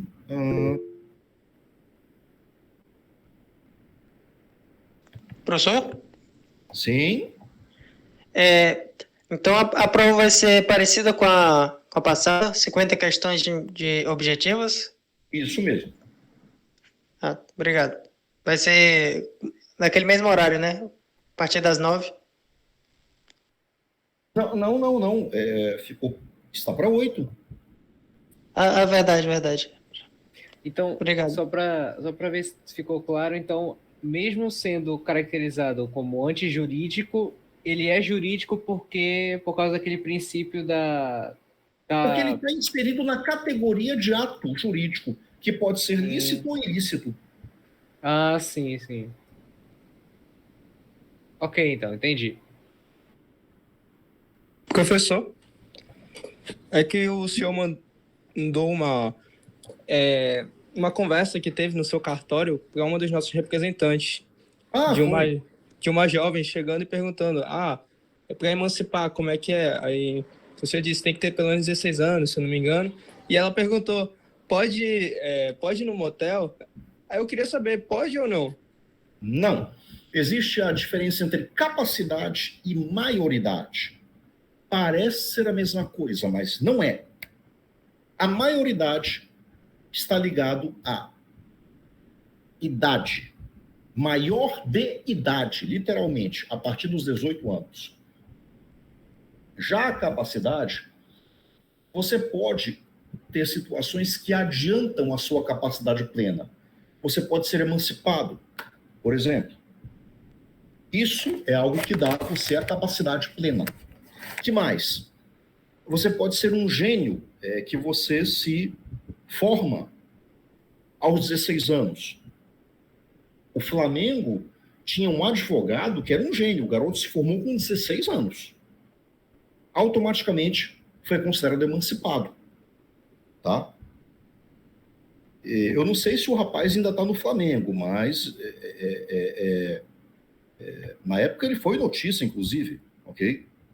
Até porque você, não só por ter se formado cedo, mas você também presume que o Flamengo não vai ter um advogado qualquer. Imagina um garoto de 16 anos formado. Que mais? Só um instantinho, peraí. Você enfim, você é alguém que se estabelece por economia própria. Vai que você é alguém que, com 15 anos, desenvolve um software, vende, fica milionário. Essas situações antecipam a sua capacidade. Com 15 não, com 16 anos, vende um software e fica milionário. Ou seja, você passa a se estabelecer com renda, com economia própria. Essas situações são aptas a antecipar a sua capacidade plena, que é adquirida normalmente aos 18 anos. Mas antecipam uma capacidade, não podem antecipar a maioridade. A maioridade é um fato cronológico. Somente aos 18 anos você terá. Portanto, mesmo uma pessoa, 16, 17 anos, emancipada pelos pais, né? Aquela emancipação feita em cartório, ela continua proibida de adentrar num motel, certo? Porque ela tem capacidade, mas não tem a maioridade. Tudo bem? Entenderam? Entendi, professor. Então, tudo bem.